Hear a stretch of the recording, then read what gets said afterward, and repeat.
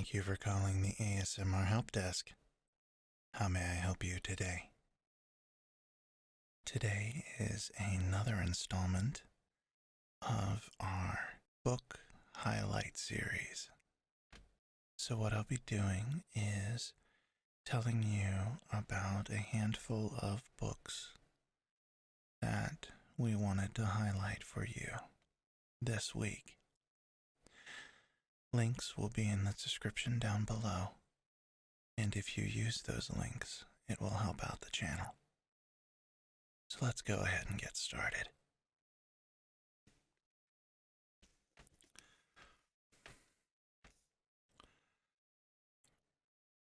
El Deafo by Cece Bell. Starting at a new school is scary. Even more so with a giant hearing aid strapped to your chest. At her old school, everyone in Cece's class was deaf. Here, she is different. She is sure the kids are staring at the phonic ear, the powerful aid that will help her hear her teacher. Too bad it also seems certain to repel potential friends. Then Cece makes a startling discovery. With the phonic ear, she can hear her teacher not just in the classroom, but anywhere her teacher is in the school, in the hallway, in the teacher's lounge, in the bathroom. This is power, maybe even superpower. Cece is on her way to becoming El Deafo, listener for all. But the funny thing about being a superhero is that it's just another way of feeling different and lonely. Can Cece channel her powers into finding the thing she wants the most, a true friend? This funny, perceptive graphic novel memoir about growing up deaf is also an unforgettable book about growing up and all the super embarrassing moments along the way. Cece Bell has written and illustrated several books for children, including the Rabbit and Robot series and the Inspector Flytrap series, with her husband, author Tom Engelberger. They live in Virginia. Our next book, The Line Between, by Tosca Lee.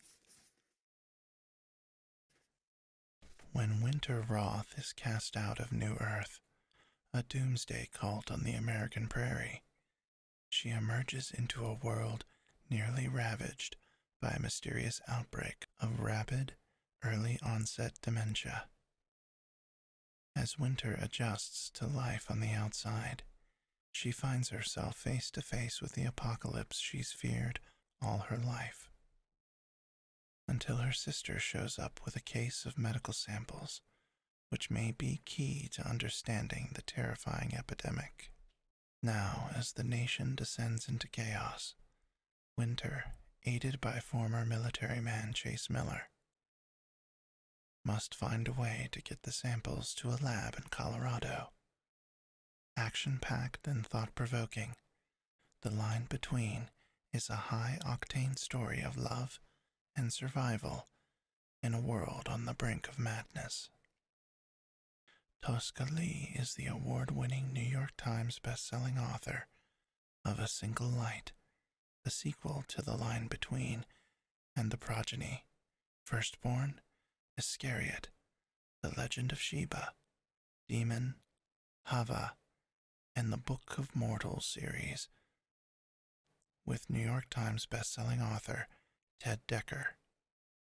She received her BA in English and International Relations from Smith College. A lifelong traveler, Tosca makes her home in Nebraska with her husband and children. Kensy and Max, Breaking News, by Jacqueline Harvey.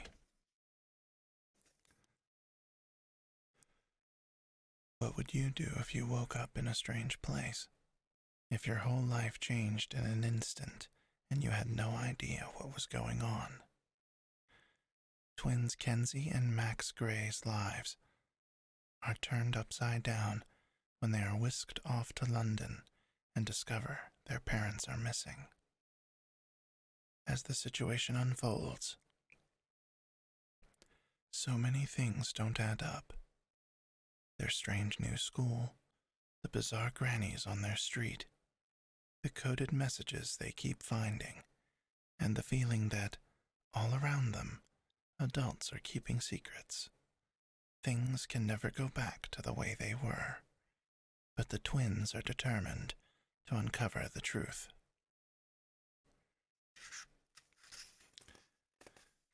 Jacqueline Harvey taught for many years in girls' boarding schools. She is the author of the best-selling Alice Miranda series and the Clementine Rose series, and was awarded Honor Book in the 2006 Australian CBC Awards for her picture book, The Sound of the Sea. She now writes full-time and is working on more Alice Miranda, Clementine Rose, and Kensy and Max adventures. Our next book is People We Meet on Vacation by Emily Henry. Poppy and Alex. Alex and Poppy. They have nothing in common. She's a wild child. He wears khakis. She has insatiable wanderlust. He prefers to stay home with a book. And somehow, ever since a fateful car share home from college many years ago, they are the very best of friends. For most of the year they live far apart. She's in New York City, and he's in their small hometown. But every summer for a decade, they have taken one glorious week of vacation together. Until 2 years ago, when they ruined everything. They haven't spoken since. Poppy has everything she should want, but she's stuck in a rut. When someone asks when she was last truly happy, she knows without a doubt that it was on that ill-fated final trip with Alex, and so she decides to convince her best friend to take one more vacation together, lay everything on the table, make it all right. Miraculously, he agrees. Now she has a week to fix everything. If only she can get around the one big truth that has always stood quietly in the middle of their seemingly perfect relationship. What could possibly go wrong?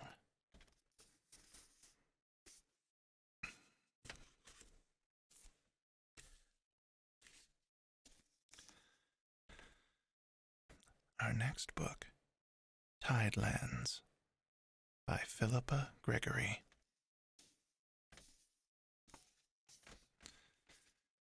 England, 1648. It's a dangerous time for a woman to be different. Midsummer Eve, 1648, and England is in the grip of a civil war between renegade king and rebellious parliament. The struggle reaches every corner of the kingdom, even to the remote Tidelands, the marshy landscape of the south coast. Eleanor, a descendant of wise women, trapped by poverty and superstition, waits in the graveyard under the full moon for a ghost who will declare her free from her abusive husband. Instead, she meets James, a young man on the run, and shows him the secret ways across the treacherous marsh, not knowing she is leading disaster into the heart of her life. Suspected of possessing dark secrets in superstitious times, Eleanor's ambition and determination mark her out from her neighbors.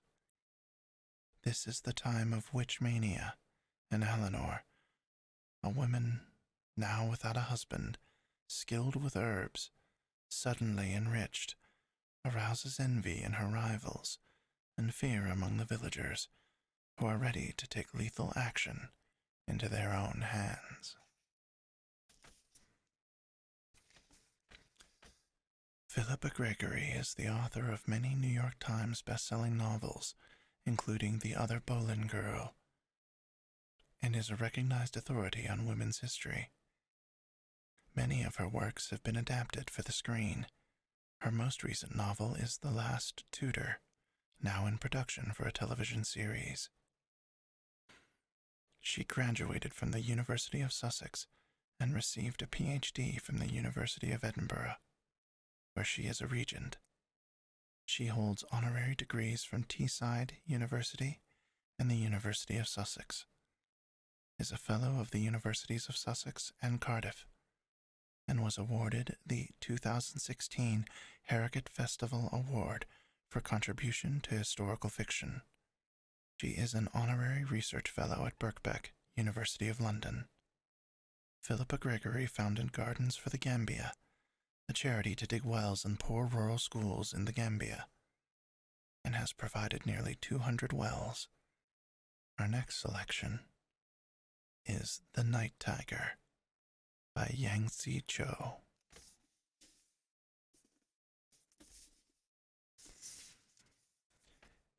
Quick-witted, ambitious Ji Lin is stuck as an apprentice dressmaker, moonlighting as a dance hall girl to help pay off her mother's mahjong debts. But when one of her dance partners accidentally leaves behind a gruesome souvenir, Ji Lin plunges into a dark adventure, a mirror world of secrets and superstitions.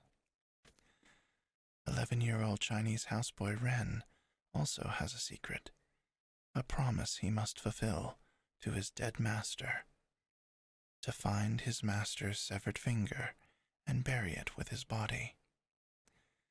Ren has 49 days to do so, or his master's soul will wander the earth forever. As the days tick relentlessly by, a series of unexplained deaths racks the district, along with whispers about men who turn into tigers. Ji Lin's and Ren's increasingly dangerous paths crisscross through lush plantations, hospital storage rooms, and ghostly dreamscapes. Dazzling and propulsive, the Night Tiger is the coming of age of a child and a young woman, each searching for their place in a society that would rather they stay invisible. Yangsze Choo is a Malaysian writer of Chinese descent. After receiving her undergraduate degree from Harvard, she worked as a management consultant before writing her New York Times best-selling debut novel, The Ghost Bride. She lives in California with her family and several chickens. She loves to eat and read, often at the same time. The Night Tiger would not have been possible without large quantities of dark chocolate.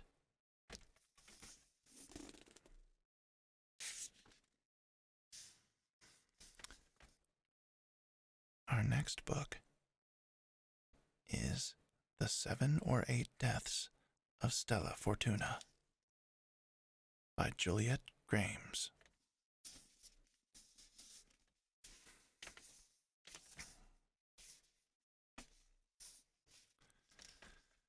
A sweeping family saga that follows 100 years of family secrets from Italy to America.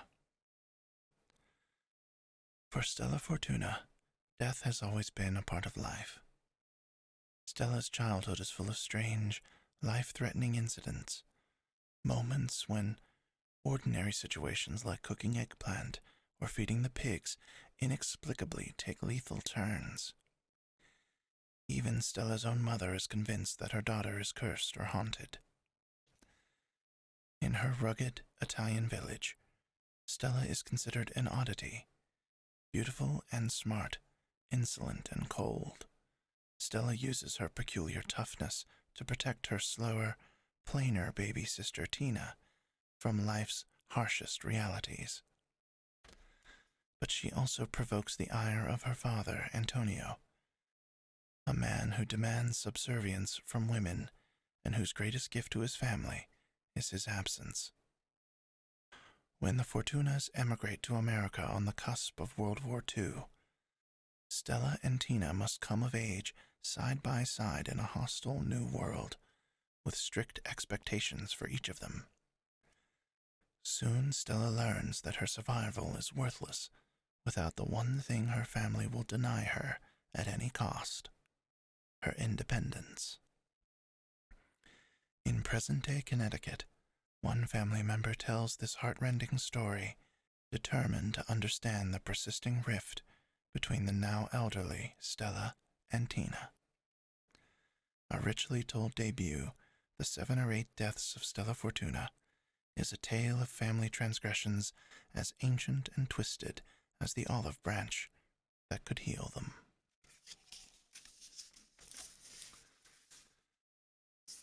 Juliet Grames was born in Hartford, Connecticut, and grew up in a tight-knit Italian-American family.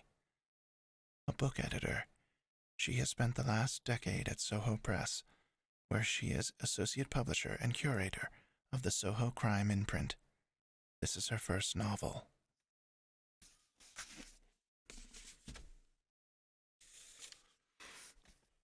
Our next selection is Hoodoo by Ronald L. Smith.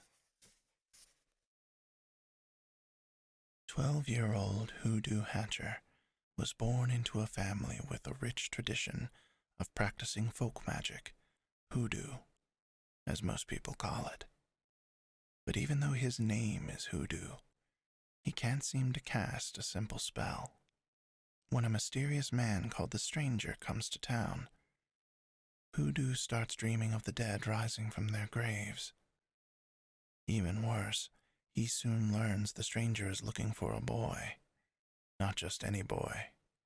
A boy named Hoodoo. The entire town is at risk from the Stranger's black magic, and only Hoodoo can defeat him. He'll just need to learn how to conjure first. Ronald L. Smith fell in love with books at a very young age and hasn't stopped reading since. Hoodoo is his debut novel, and he lives in Baltimore, Maryland. Our next book is A Very Large Expanse of Sea by Tahereh Mafi. It's 2002, a year after 9/11, and Shirin has just started at yet another school.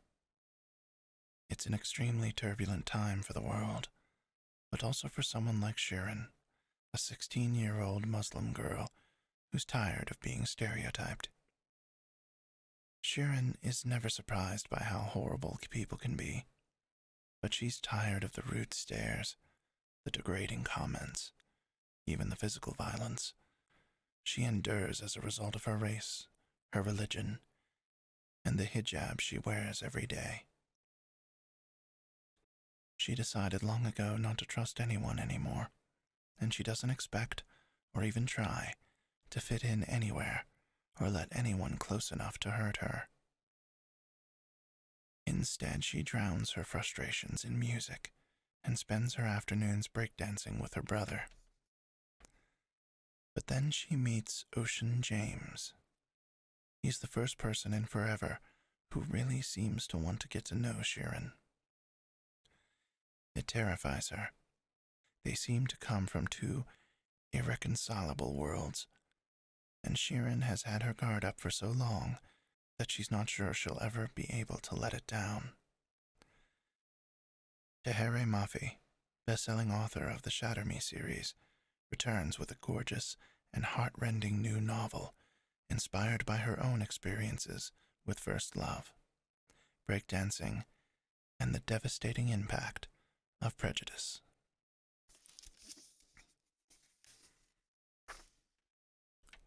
Tahereh Mafi is the New York Times and USA Today best-selling author of the Shatter Me series, Furthermore, and Witchwood. She can usually be found over-caffeinated and stuck in a book. And our final selection for today is Strange the Dreamer by Laini Laini Taylor. The dream chooses the dreamer, not the other way around. And Laszlo Strange, war orphan and junior librarian, has always feared that his dream chose poorly. Since he was 5 years old, he's been obsessed with the mythic lost city of Weep. But it would take someone bolder than he to cross half the world in search of it. Then, a stunning opportunity presents itself, in the person of a hero called the Godslayer, and a band of legendary warriors. And he has to seize his chance or lose his dream forever. What happened in Weep 200 years ago to cut it off from the rest of the world? What exactly did the Godslayer slay that went by the name of God? And what is the mysterious problem he now seeks help in solving? The answers await in Weep, but so do more mysteries, including the blue-skinned goddess who appears in Laszlo's dreams. How did he dream her before he knew she existed? And if all the gods are dead, why does she seem so real? In this sweeping and breathtaking new novel by National Book Award finalist Laini Taylor, author of the New York Times best-selling Daughter of Smoke and Bone trilogy, the shadow of the past is as real as the ghosts who haunt the citadel of murdered gods. Fall into the mythical world of dread and wonder, moths and nightmares, love and carnage. Laini Taylor is the New York Times bestselling author of the Daughter of Smoke and Bone trilogy, Daughter of Smoke and Bone, Days of Blood and Starlight, and Dreams of God and Monsters, and the companion e-novella, Night of Cake and Puppets. She is also the author of the Dreamdark books Blackbringer and Silk Singer, the National Book Award finalist Lips Touch 3 times, and Strange the Dreamer. She lives in Portland, Oregon with her husband, illustrator Jim D. Bartolo, and their daughter Clementine.